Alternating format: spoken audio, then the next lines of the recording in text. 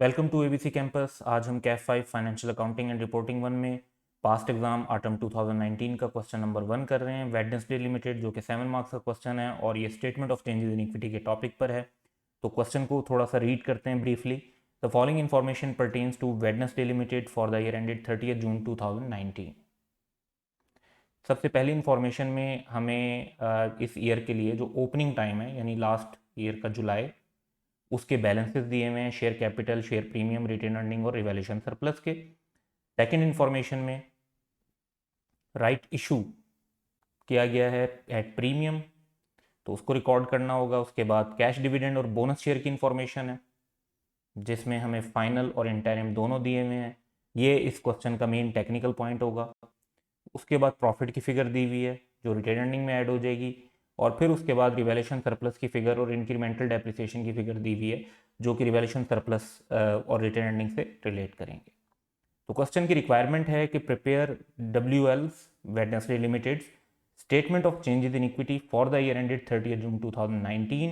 Question ने clearly ये कहा है कि कॉलम फॉर टोटल और कंपैरेटिव फिगर्स रिक्वायर्ड नहीं है, तो हमें सिर्फ ये 4 कॉलम बनाने की ज़रूरत होगी जो कि हमें ओपनिंग बैलेंसेस के तौर पर भी गिवन है।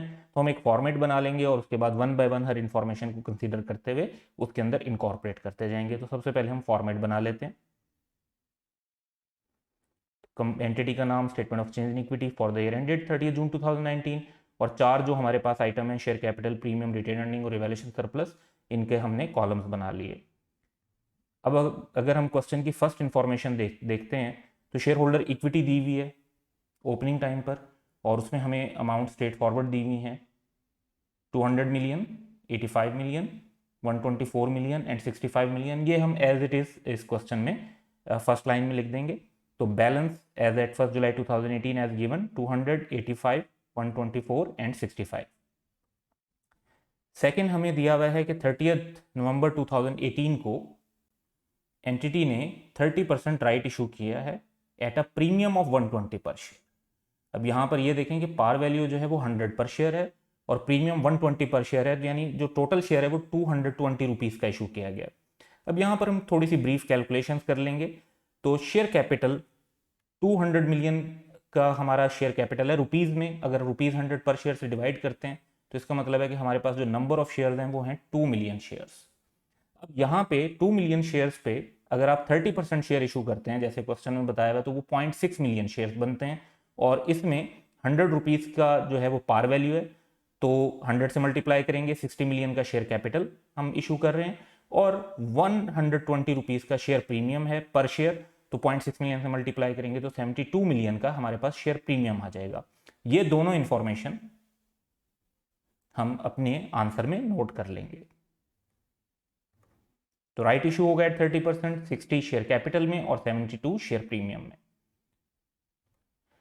उसके बाद इस क्वेश्चन का जो सबसे टेक्निकल पॉइंट है वो आ जाता है कि जी कैश डिविडेंड और बोनस शेयर को हमने कवर करना है, और ये लास्ट 2 ईयर्स का डाटा दिया हुआ है। तो जो 30 जून 2018 में डिविडेंड बताया गया है, जो फाइनल डिविडेंड है 18 का, वो 19 में पे होता है क्योंकि एनुअल जनरल मीटिंग के टाइम पर होगा, तो डिक्लेयर होगा और तभी रिकॉर्ड किया जाएगा। तो ये 18% हमने रिकॉर्ड करना है। और जो फाइनल डिविडेंड के बोनस शेयर हैं ये क्योंकि नेक्स्ट ईयर में जाकर अप्रूव हो रहे होंगे, तो इनको अभी रिकॉर्ड नहीं किया जाएगा। इसी तरह जो इंटरिम डिविडेंड है, जो लास्ट ईयर का इंटरिम डिविडेंड था वो तो लास्ट ईयर में रिकॉर्ड हो गया होगा, इस साल हमें रिकॉर्ड करने की जरूरत नहीं है। इस साल जो हमें रिकॉर्ड करना है वो 10% बोनस जो है शेयर्स जो इन डिविडेंड के तौर पर दिए गए हैं उनको हम रिकॉर्ड कर रहे होंगे। अब इसमें थोड़ी सी एक जो टेक्निकलिटी है वो बेसिकली ये है कि जो फाइनल डिविडेंड है वो किस पॉइंट पर दिया जाता है। फाइनल डिविडेंड अगर एक एंटिटी का ईयर जून है तो उसकी almost in the last week of October तक मैक्सिमम उसकी एजीएम हो रही होगी, क्योंकि लॉ का रूल है कि 120 डेज के अंदर जो है वो एजीएम होगी, और उसके 15 डेज के अंदर जो है वो डिविडेंड पे हो रहा होगा। तो डिविडेंड जो पे हो रहा होगा फाइनल डिविडेंड, उसमें हम वंस अगेन ये देखते हैं कि जी हमारे 2 मिलियन शेयर्स हैं, 200 मिलियन का जो हमारा शेयर कैपिटल है, इस पर अगर बेस करें तो फाइनल डिविडेंड जो 2018 का है वो पे हो रहा होगा अक्टूबर या अर्ली नवंबर में, यानी इस राइट इशू से पहले। तो राइट इशू से पहले जो पे हो रहा होगा तो उस पर 200 मिलियन का हम 18% लेंगे and that would be 36 million. अब इसमें हमने राइट इशू से पहले वाली फिगर को यूज़ किया क्योंकि जो डिविडेंड का टाइम है वो अर्ली नवंबर या फिर अक्टूबर एंड के अराउंड होगा। उसके बाद इंटरिम डिविडेंड के साथ ये स्टैरिक लगा हुआ है और यहाँ पर ये पॉइंट है कि ये डिक्लेयर हुए हैं विद हाफ ईयरली अकाउंट। अब एक ऐसी कंपनी जिसका ईयर एंड जून में है तो उसका हाफ ईयर एंड हो रहा होगा दिसंबर में, और हाफ ईयरली अकाउंट्स जो है वो 60 डेज के अंदर एंटिटी ने देने होते हैं। तो 60 डेज के अंदर का मतलब है कि हम तकरीबन एक्सपेक्ट करेंगे कि अराउंड एंड ऑफ फेब। तो इंटरिम डिविडेंड की जब हम बात करेंगे तो इसमें राइट इशू हो चुका होगा नवंबर में 2 मिलियन शेयर्स का 30%, 0.6 मिलियन शेयर्स, और उस पर जो 60 मिलियन का शेयर कैपिटल है वो मजीद इंक्रीज हो चुका होगा। तो इंटरिम बोनस इशू जब हम लेंगे 2019 का तो वो फरवरी के अराउंड पेमेंट हो रही है। तो इसमें हमने 200 मिलियन का ओरिजिनल शेयर कैपिटल भी लेना है, 60 मिलियन का राइट इशू वाला भी लेना है क्योंकि उस टाइम तक राइट इशू हो चुका है। और इस तरह से हम जो टोटल 260 मिलियन पे 10% की परसेंटेज अप्लाई करेंगे बोनस इशू में, that comes out to ₹26 million. तो हमने ये दो फिगर्स अब यूज करनी है।